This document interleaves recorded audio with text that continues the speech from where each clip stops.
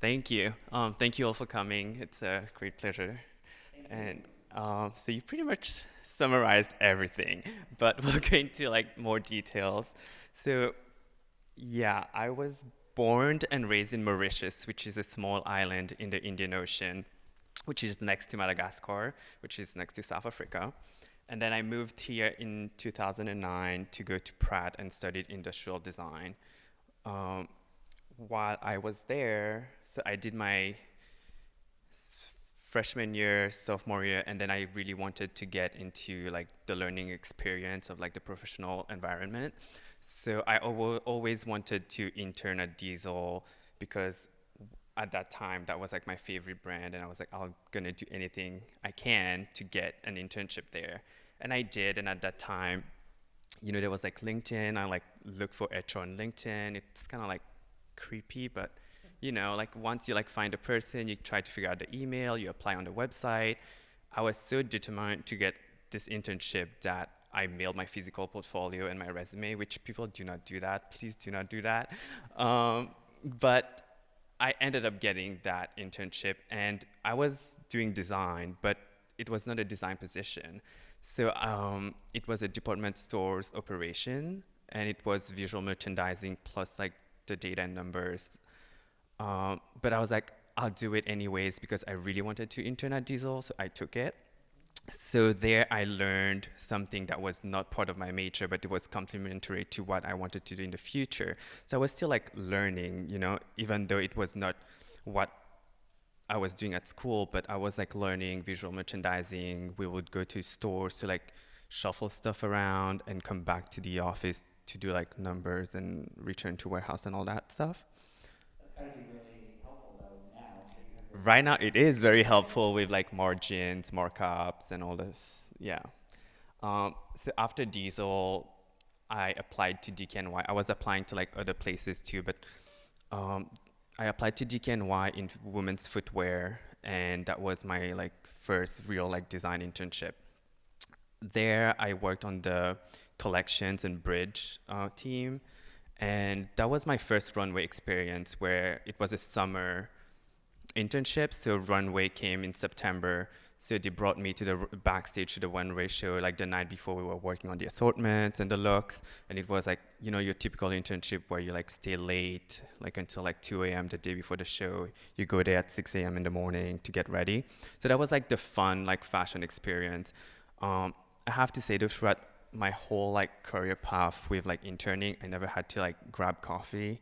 So I had a lucky path, which I don't think people do that anymore. It's like um, after DKNY, I moved to Kenneth for women's footwear too, which was Kenneth has a great internship program because they have this program where throughout your semester there, you'll work on a project, whether it's like design, you partner with the merchandising intern to like build kind of like a real project, and you present to the design like to Kenneth Cole and all his VPs, and at the end they'll like give you a prize, like it's kind of like ranked and all that. So that was fun, good learning experience. And then my senior year, spring semester, while when I was graduating, I did it at Michael Kors for handbags, and that was like a good experience. It was Michael Kors, so like their regular line, and sometimes we'll like help with like collection. And then after that, in my mind, when I was graduating, I was like, well, I did, I worked hard and I paid my dues and all that. So I was like, it's time to get a full-time job, with like 4 good internships. I was like, now it's time to get a full-time job. But it's really tough out there. That's like the real world. And I did not get a full-time job. And that was disappointing. But I did get a call with HR from Coach. Like I've been applying there to become like an apprentice for like 3 semesters already, and I never got that. But now that I had Michael Kors on my resume, they were like, hey, we'd like you to come in for an interview. And that was like June 2014. So I went in for the interview, and they were like, would like to offer you an apprentice position, which is not a full-time job. It's like at that time it was a 3-month program, but now it's a 6-month program. So I took it, and that led to, so I did like women's small leather goods then. And then that led to being hired like 2 weeks before my contract ended because somebody left on my team. So there's always like an opportunity, even though it's not planned down the road. Yeah. Do you think that working for some of the bigger corporate brands was helpful as well? I mean, you mentioned sort of going from Michael Kors to Coach, Mhm. and that sort of opened the Yeah. door. But do you think that those big names do mean something on a resume in terms of internships? Um, it. I think it depends on what way you see it. I see it both ways. Where having been into big corporations, in big corporations, you're assigned to do one thing. So you're like one piece of the puzzle. Where if you're the designer. Especially at Coach, where it's such a big corporation, there's somebody to like approve the color of the leather. There's somebody to pick the leather. There's somebody to like source thread. There's somebody to source hardware. So there's like so many different moving pieces that you're limited to do one piece of work. Whereas if you're doing a startup or like a smaller brand, you get to do product development and design together at the same time or like learn different things. So Right. yeah. Interesting. Um, so my career at Coach, so I started as a design apprentice, doing women's small leather goods. Within that time, there was a restructure at the company, and there was some like layoffs and all that. So it was like a good time for starter to be at Coach, not a good time for the higher ups to be at Coach. So during that time, I got to like learn fast, got many projects, and that's how like I moved up and got to show my skills. And then I was hired to be a design assistant for men's small leather goods. Um, and during that time, like I think like there's always going to be one opportunity for you to shine where you are, and that happened to me while I was at Coach. And on my team, we were doing small leather goods and special projects and accessories. So the creative director assigned us a project and being like, "What's the next big thing for Coach?" And so we were like thinking of like animals and creatures. And the runway before that season, we had a Rexy Dino, Yeah. a sweater on the runway. And to me, I was like, well, we could use that as the animal for Coach. And I had a background in industrial design. My senior project was a 3D puzzle of a human face. So I kind of like merged those two together to create the Rexy puzzle. And that instantly became like a favorite throughout our team meeting. And then it got moved to the creative director meeting. And then, there's so many meetings at the corporate level. And that made it to commercialization and runways. And so I'll just like walk through a little bit through the Sure. projects, my favorite projects I got to work at Coach. Um, we have like some collaborations. Like every year, you'll see brands having collaborations. One of them was the Major League Baseball, which I got to work on. There was the Gary Baseman and Harman Kardon headphones and accessories. Um, and then there's Selena Gomez. That's something that's currently going on. And usually, like the way the design process works there is like the internal team will design for her, and then she'll get to pick her favorites, or if she had any comments, or change this to this color. That's how it works. Um, and a big thing that I get to work on is like gifting, because a part of the small Legos team, we do gifting, which is a big thing during like the holiday season. Season, right? So we did bookmarks, bag charms. I did a lot of bag charms for them. And coming back to Rexy was such a big hit for them that they decided to do like from Rexy doing like 4 more dinos, which we did that. So that was like holiday one. That went really well. And after that, they were like, oh, let's do more puzzles. So then the year later, there was like the shark, the unicorn, the frog. So it really blew up. Was the original show with Rexy, was that at the Piers? Is that where that first collection That was happened? actually the third, Okay. the one that was like the Yeah. big disco. Yeah, that was the third. So Rexy premiered on the runway um, in London on the men's show. Yeah, and then they moved it to like it. It was on like a couple of shows actually. Yeah, Yeah. So it was yeah. kind of a big part of the Um, brand. and then after that, like a year and a half or 2 years later, Rexy was doing so well, and they had a space theme, so we did Rexy in as an astronaut in space. And I think like my favorite, besides Rexy, was doing the Apple Watch at Coach. I think that was something that we created from the very beginning, and it was tech related, which was kind of my background coming from industrial design.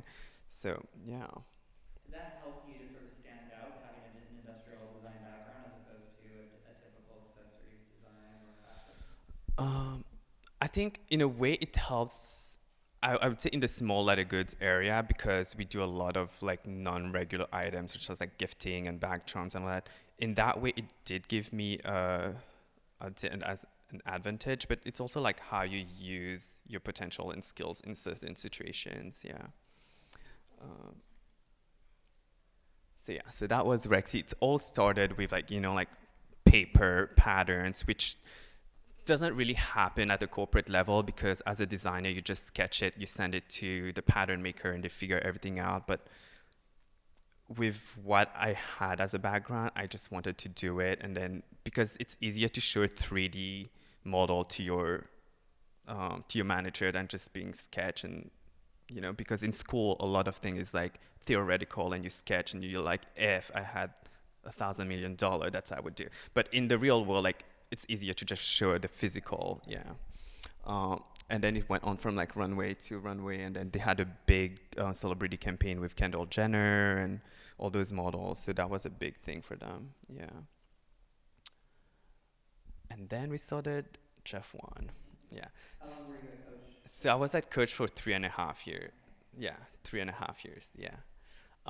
Then December of 2017, I decided to leave the company and went home for like a month to just like spend time with the family and thought about what I wanted to do. And then I came back in January and really like worked hard on the brand and started sketching. So we do all the sampling in New York. Every sampling and manufacturing is currently made in New York. We source our leather from Italy. And so having worked at the big corporation, I used all my resources and networking from there from sourcing materials. So we source the same materials as some of the brands out there. I'm not going to name the brands, but even like, with merchandising and product development, I reached out to my coworkers that I had at Coach and be like, hey, how do we calculate costing, or how do we do markup and all that? So a lot of stuff I learned through my connections, and of course there's Google, but Google is not always practical.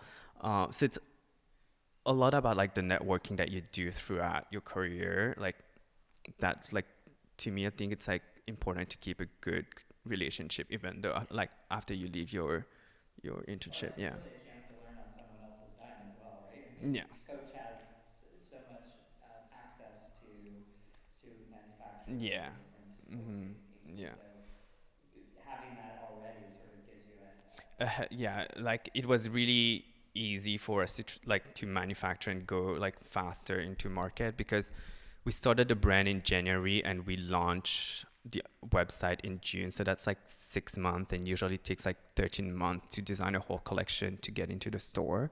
So we cut that by half. Um, yeah. Did you have a really strong sense of the white space in the market or where your brand was going to fit? Or, I mean, what sort of research did you do to find out if there was a viable need for your brand? Um, Made in New York, that's something that's like I was like very passionate and felt strongly about because coming to New York like 10 years ago, I wanted it to be part of it. So I did some research about like manufacturers here and like people who actually manufacture in New York. There's not a lot of that. And the prices are like really high up too. Yeah. So you had a pretty good sense then of your pricing structures and everything Yeah. Uh-huh. before you even started. Yeah. And then, so, uh, so a little bit about like startups and the company structure right now with the brand. It's very different from what you do in corporate environment. But like right now, all of it is outsourced. As like I do like most of it. So like creative direction, social media. I manage the social media accounts. There's like product development and merchandising and all that.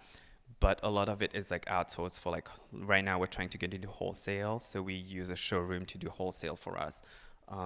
Press, we have like a press agency that manage press for us. And then there's Beyond Studios that we work with to do the website, some campaign shoots, like designs, assets.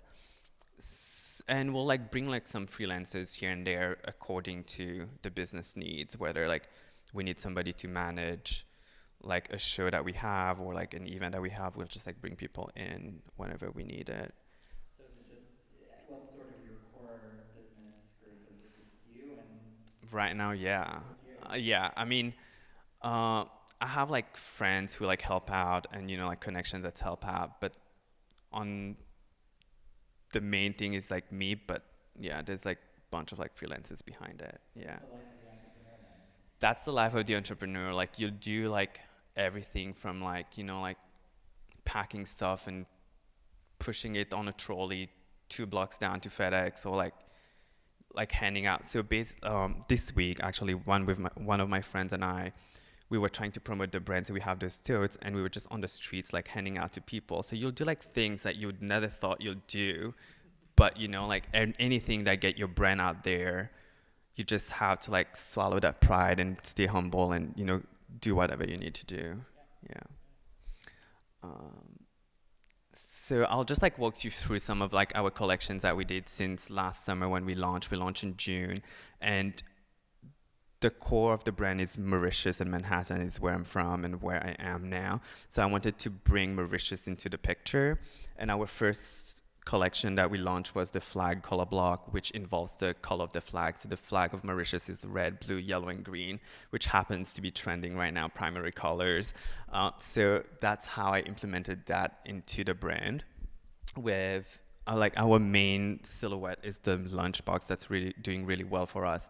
And the story behind it is that one of my friends came to New York to visit, and he was like, "Oh, I really want to order Chinese food because there's this like takeout box that you see in all those movies." So that's like something that's like really New York from people that are not in New York to see like eating Chinese takeout on like exit staircase. And so we did order Chinese food, but we did not get that Chinese takeout. It just came into like a regular takeout. So that was kind of like the story behind that. That's doing really well for us right now. And then we also have this we call it Cocoa collection, which is like coconut in Mauritius. And it has this like, like saddle heritage to it. And it's something that reminds you of like the beach. And so that's like part of the brand history too. And then of course there's New York. So New York, whenever like I think of New York, it's like, like all the clubs and like party going. So that's like there's always gonna be some kind of like metallics into the collection. So that was kind of like fall, winter, and then we dived into winter, spring, which we brought back kind of like the Cocoa Safari idea, and we brought the cheetah print. And then the metallic, the juice box doing really well for us too now. So it's kind of like a sister to the lunch box. So we kind of keeping the structuredness into the collection. I'm curious if because in many ways the lunchbox and the juice box are Hmm. sort of unique. Is Yeah. that, do you find that that's what is driving some of the attention that you get in the press, or is that? Uh, yeah. So I think that's what it is. It's totally like the uniqueness is driving the attention, which like a year ago when I started the brand and having this like corporate background with me, I was like, I'm gonna design the lunchbox as our press like attention seeker, and I will design the tote and under the bag to drive sales. Which a year later you realize that's not the case. Like the lunchbox is doing both the sales and the press, and that's something that doesn't really apply to the big corporations. Usually in big corporations they'll show collection, but what's really selling is the lower tier. Yeah. So that was a good learning experience that I never thought that would actually happen as a startup. Yeah. And right now we just released that in mid February. So it's our pool collection, which is kind of like bringing the beach from Mauritius here. With like two tones of like blues, and like we use popcorns as a beach. So that was like a fun way to bring both. Yeah. So that's pretty much the story of the brand. So I want to kind of jump in and Yeah. ask a few questions, and then open it up Yeah. to the students. But I'm curious. I mean, I think the typical question around sort of starting your own brand is sort of knowing when the right time is, having the right amount of money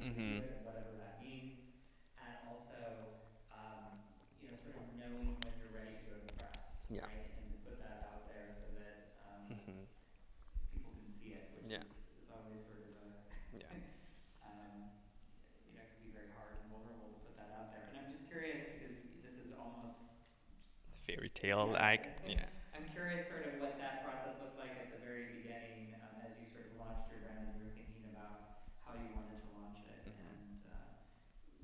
where you found the time to do that, and even the money to sort of Yeah. produce your line. So behind this whole like pretty picture, the moment I realized like I had to like do it was, so I was in corporate, I was a coach, and there was restructuring and there was a new environment that I didn't felt like I fit in. So that was kind of like the start of that thinking coming up. And then I started to interview other places. I did get an offer at a competitor where I interned before.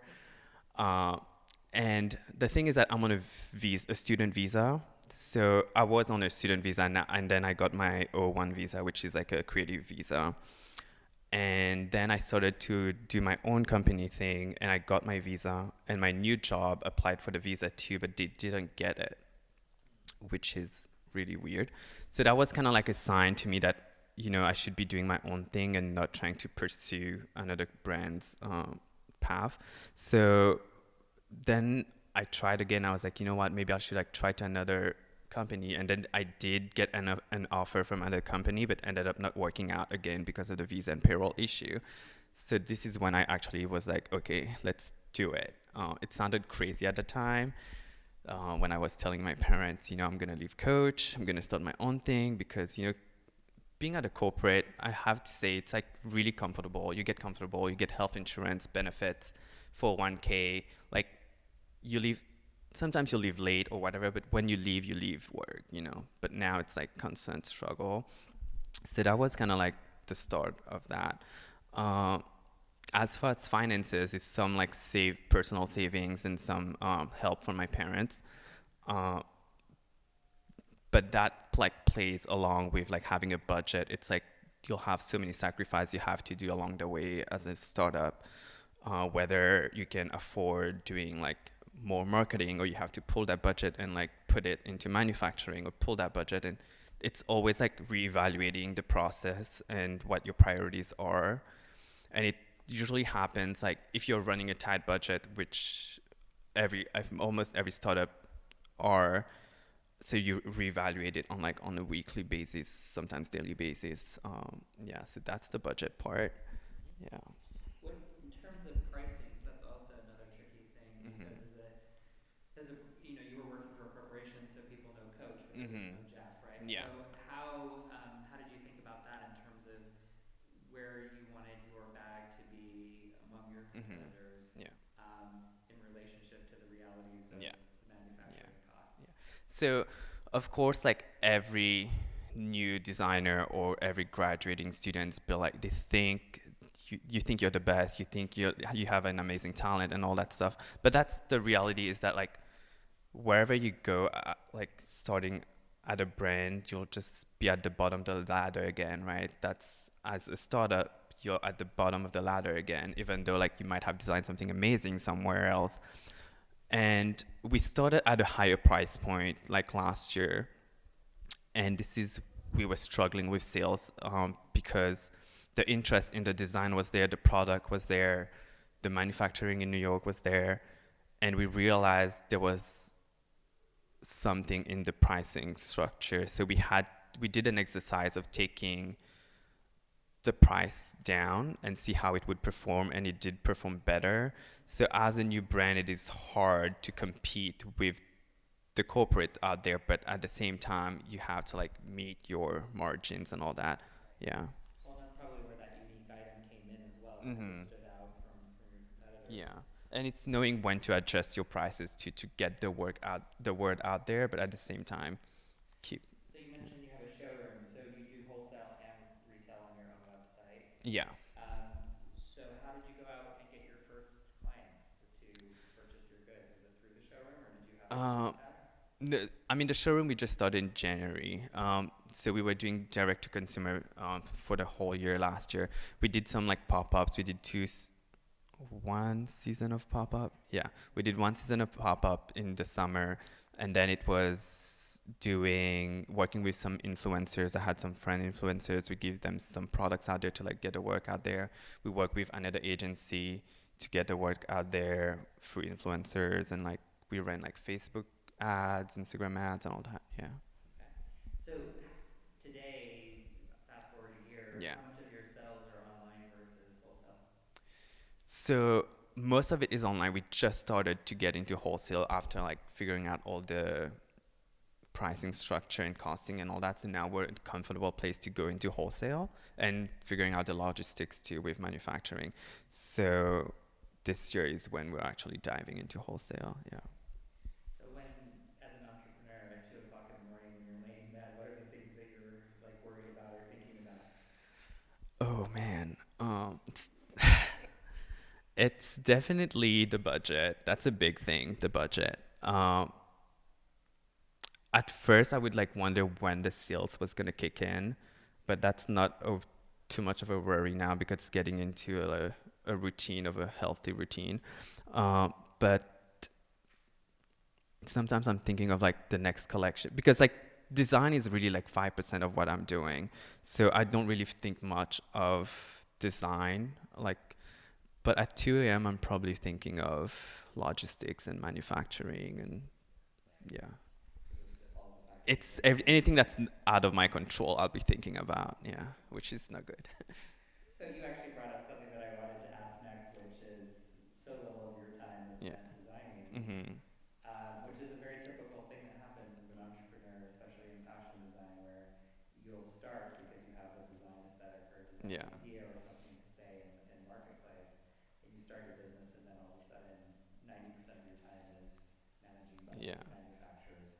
What has that been like, sort of to see that shift going, from spending your time designing all day at Coach to literally being a business person and running a Mhm. business? Um. So I didn't realize the transition was happening where I would be because when the business started, it was mainly designing the collection to get everything out there, and while once the product started getting out there, it was like less and less. So it was a gradual shift to doing the business side of it. And even though right now I still like to design, like to design, so I would design a collection even though I know it's not gonna get into the market, just to keep the creative process out there because, or else I'm just gonna get mixed up in numbers and all the logistics that's gonna drive me crazy. But that happened this year too. Like I designed a whole collection and I just threw it away because there was no point of putting another collection out there while there was still something here. It's Yeah, really difficult, right? it's a difficult decision that you have to make because as a designer, you're like sometimes you'll fall in love with your work, which you shouldn't do. It's just knowing when it's the right time to let it go. Even if you think that like it's the best work out there. I mean, if you feel strongly about something, yeah, like go for it. But like as a business person, it's kind of like two hats that you have to wear. It's like, okay, you design something, now you're the business person.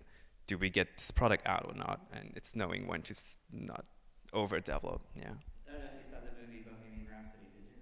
I haven't yet. Oh, okay. Yeah. Well, there's a little scene in there where Freddie Mercury comes back to Queen and sort of begs for them to come back, and he says that he missed the opportunity of having people push back on him Mhm. to tell him that he could do a better job or to force him to rethink a particular melody.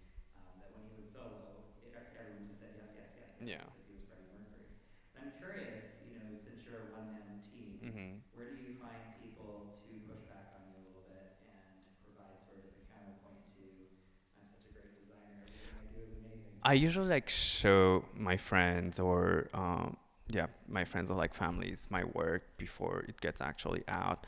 And of course I have to like review the big picture um, with my parents sometimes because they invested in me, so I can't just be like, here, let's throw it. So there's still kind of like this control out there, yeah. But before I actually like show them stuff, I usually just trash it myself. So I'm pretty good at that. You're pretty, Yeah, that's pretty yeah, well. And I imagine the showroom is also another place that they give critique yeah. as well. Hmm. You mentioned using influencers Mm-hmm. What would be sort of maybe two or three things that you think are really moving the dial in terms of your business? Because doing online business is quite, it can be expensive. So what do you think is actually, moving your business along in the most, Definitely some influencers that, so working with influencers, there's like good influencers and just influencers. Some people who are like passionate about your brand and like feel strongly about the brand and relate to the brand will share the, like, spread the word out there, and which I usually like hang out with some of them outside of work. So it's about the people who like support you and see your vision, and then there's friends and families that like will like, support you. And there's also like some coworker, like past coworkers that like support you and share the word. Yeah. yeah. So it's really like for friends and families and like people who like believe in you. So the last question I want to ask, and then I want to open it up to the rest of the audience, is, now you're in a year into it, right? Yeah. Not so much are there any regrets, but what would you do differently now that you're sort of seeing, you've got your business started? Are there any things that you sort of look back and say, really wish that we would have done this earlier on? I mean, if I knew about, the thing is that most of my background was in corporate, so I always saw the moneymaker and the press thing. So a year back, I'll be like, okay, let's do less silhouettes and focus on one bag than having like 3, 4 bags out there. A year ago, I would do that. I would focus on one bag. Interesting. Yeah. Okay. And I said that was my last, but I'm going to add on to that. Are you already thinking of sort of where your brand could go in the future in terms of different styles, or are you thinking this is a bag, small leather goods brand always? Yeah, I do want to expand into other categories and maybe having some collaborations with other brands to do that. But keeping the structured bags as core of the business. Yeah. So maybe one day Coach will invest in you? Maybe. Yeah. All right, let's open it up to questions. We do have a mic, so if you don't mind on the end there, just being the first to move that along. All right, who would like to go first?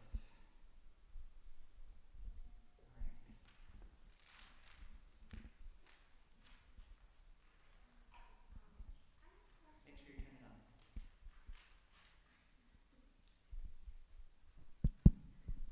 Hi. I have questions about when you start a new company and how do you target your client? How do you target your market, your client, the price and the style? So How do you target on the market? on the market, how Yeah, to yeah. target my market. It's, I think like the market, there's two ways I think like you can approach it. It's either you go through like the books of like, of course we did a business plan and like targeting like, oh, we wanted people from like 18 to like 35 to be our target market, and we wanted it to be like a fashionista who like buys into like fashion forward and like very like outstanding bags, which is our lunchbox. But then you get the reality of it where maybe 18 to 25, 35 cannot really afford that price point. It's really more about like the 35 to the 50s that can afford that price point. So it's something that I learned throughout the year, but ideally we design for like that customer, which every brand does. Even though I was like interning at other places, and which I learned, like we design for that ideal customer of like the 18 to like 25 where you position the brand, but sometimes the reality is not to that. Yeah, I just thinking about it. Maybe when you target on this market, and then maybe the client cannot purchase it because the price too high, or maybe style is not fit them. So I just thinking about how do you struggling about. Yeah, this is when like 6 months later we readjusted like the price point, and we like reworked into the manufacturing cost of the product, and we were able to like bring it down. So we Okay, kind of thank you. adjusted. Yeah.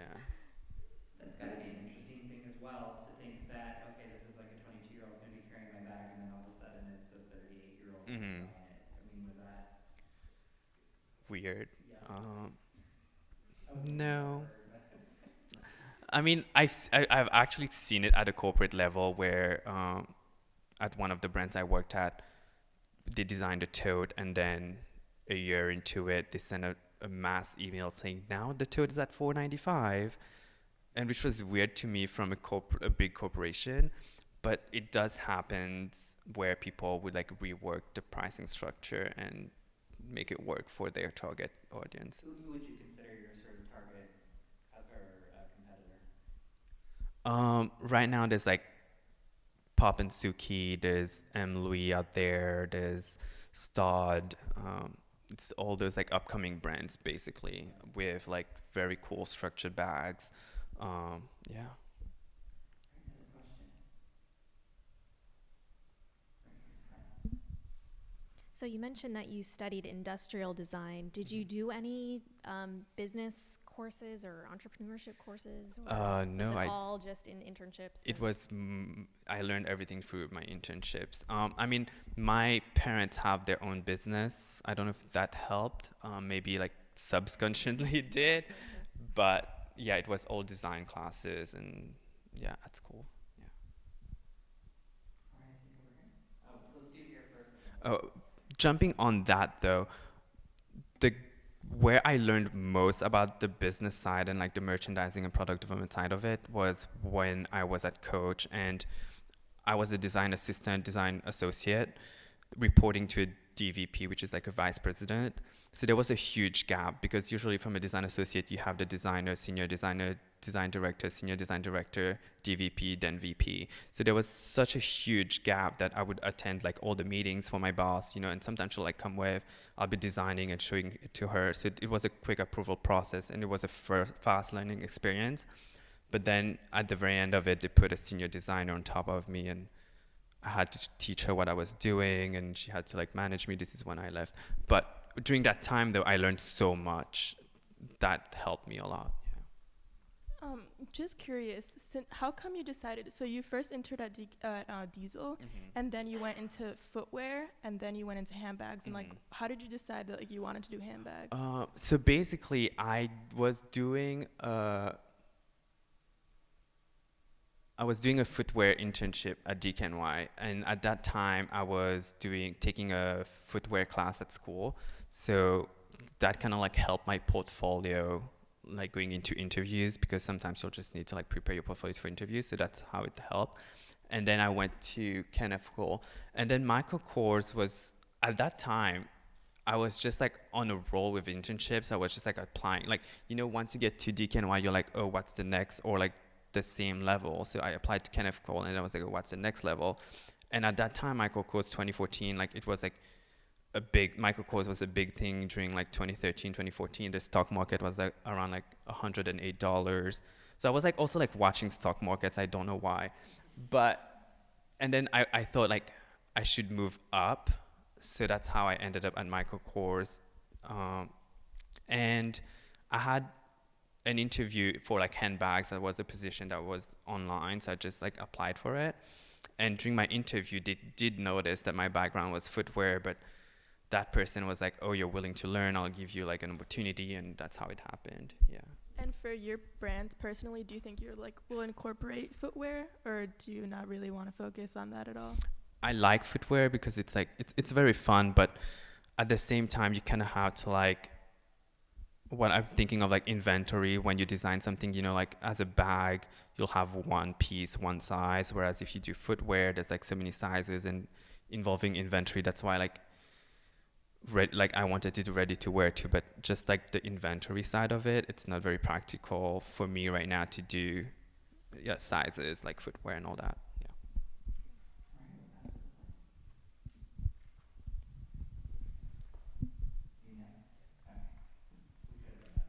Hi. I was wondering, what is the most important thing that you have learned during your time working in the industry that has shaped you as the designer and business owner that you are today? What's like the single most important thing that you've taken away from all of this in your experience? I know that's a loaded question, but what's helped you the most? I think you just need to be genuine about what you design and what, like, as a person, and if something that you don't believe it in anymore, like, not you don't believe in, but just be like genuine and like stand for what you believe in, and if it doesn't work for you, like walk away from it. That's something that I actually did. I'm curious because even in your ad campaigns, there's more diversity than you might typically find in a fashion Yeah. campaign. Was that something That's something I strongly believe in, because like coming from Mauritius, which is an multicultural island, so you have like 80% Indians, you have 10% blacks, and then you have 5% Muslim, 2% Chinese. So it's like something that I really want to bring to New York with me. And throughout our ad campaigns, you'll see like it's like represented in every season and every collection. Yeah. Have you gotten feedback on that? Yeah, it's been a positive feedback right now. Yeah. Yeah, good. Pass it back this way.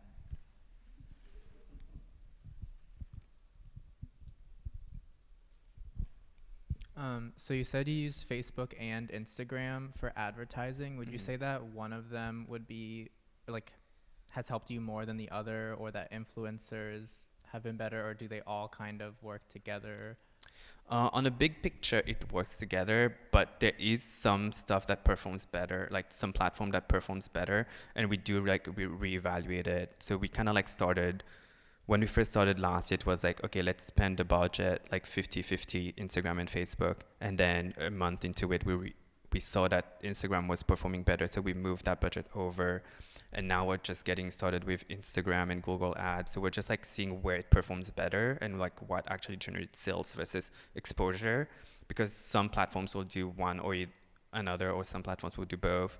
And then as with influencers, there's like different kinds of ways to work with influencer, whether you give them a product, they share it, you give them a promo code, they use a promo code to generate sales, or they do a giveaway. So two things that we like learn with influencers is if you give them a promo code and their followers get some percentage discount, they get some of the sales, that works. Doing collaborations with them where you do a giveaway. So let's say you give them a product to give away to their followers, and you're like, oh, the rules of it is like you follow this brand and you follow me and all that, that brings the engagement and the followers over to us. So there's different ways to work with them. Yeah. Thank you. I'm curious, to a degree, you have everything that you do looks like you're a bigger brand than you are. And I know that comes with the experience that you have and your ability to sort of see the bigger brand. But I'm also curious, how do you balance that? Because I'm imagining there's probably times where people assume that you're bigger, and do you often just say, sure, we'll ship that order? Yeah. I mean, how do you deal with the fact that you're a one-man band, but it looks like you're a full company? There's so much behind the scenes of this, and even like if you look through our feed on Instagram, it's a lot of work, and it's how about like you want to get it out there. Like, you know, I'm a perfectionist, but within being a perfectionist, you can't get everything, you know. It's moments of where you have to like accept what you have to give up on one project or something and take it on another end, like, and it's all the hustle that you do behind the scenes, you know, like even like this week's and like prior weeks, I've been like taking pictures of like some friends and influencers that like to fill up the feed of Instagram and social.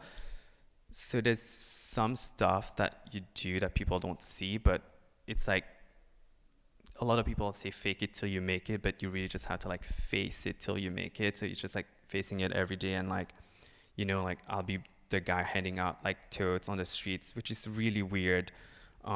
I did that. I can say I did that. Me and my friends, we pushed like orders on a cart to go to FedEx.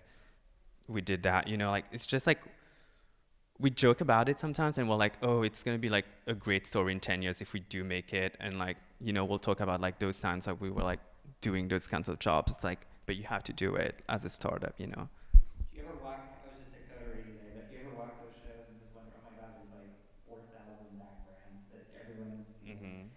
do you ever do that and sort of wonder how it is that certain brands sort of make it past that first 2 or 3 years? Uh, And if so, sort of how do you figure, you know, how do you I think it's like managing the budget and like trying to like make it last as long as you can, like the investment, the capital, and also like it's a lot of like networking, the people that you know.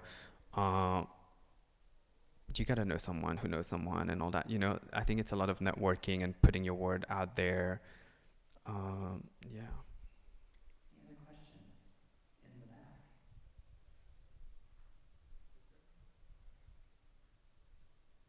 No? All right, two more questions then, and then I'm sure there'll be a few questions Yeah. afterwards one-on-one. But why was it important for you to make it in the U.S. and sort of what it has that's more expensive? Yeah. Is that something that you're passionate about and want to continue, or is that something that makes sense right now, or talk to us a little bit about that? That was something I really liked and was passionate about. And as a startup too, it was convenient because the people who actually manufactures the bags are people who worked at Coach before, and now they like manufacture like sample for Alexander Wang and all the brands in New York for the runway. So it was easier to communicate with the factory on a smaller level, like low quantities, like minimums, and they were like willing to help us to like start. So that's why like right now we're keeping it here, but we do plan to maybe like expand somewhere else, depending on the orders that we get from wholesale. If they can actually produce it here, or we have to like go somewhere else. Yeah. That makes sense, especially around the idea of a partnership that's local that you Yeah. can actually manage. Mm-hmm. So last question then, like I mentioned to you as we walked in, we have a room full of designers and they're all interested in getting into the design world. What advice would you give them as they're sort of preparing to get out there and get their first jobs in the industry? I think like your portfolio work is like very important. Like that's a given. But if you're like in your like last semester or your senior year, I think it's like very important to get out there, do an internship, whether it's paid or unpaid. I don't know if it's legal as an unpaid internship, but do something instead of nothing. Because I was like talking to LIM before, and somebody asked like, is it important to like do a portfolio like class in like at school to work on my portfolio? And I was like, to me, it's not important, because your internship, the last internship that you do, like your senior year, would be the stepping stone for you to get like a full-time job. So I think like you can work on your portfolio on your own. Like that was coming on a credit question. So let's say, oh, you have 2 credits. Do you take a 2-credit class as an internship, or do you take a 2-credit class on a portfolio? I'd advise you to take the 2 credits to do your internship. Because that will like give you more than just a portfolio. And usually like portfolio work, if you're applying for, let's say, a handbag position, you would actually like try to do some sketches before going into the interview to show you can like sketch. So you'll be already like working on your portfolio as the time comes for the interview. Whereas the internship, it's like, so I would advise to get an internship the last 2 years. Yeah. Get out there. Get out there. Yeah. Because even with 4 internship, you might not get a full-time job. Right. Yeah. It's a tough world out It's there. a tough That's world, great yeah. advice. Thank you so much, Jeff, for coming. Thank you, today. yeah. Really appreciate it. Do you have any now for 5 or 10 minutes Yeah, if you yeah. have questions? All right, Yeah. great.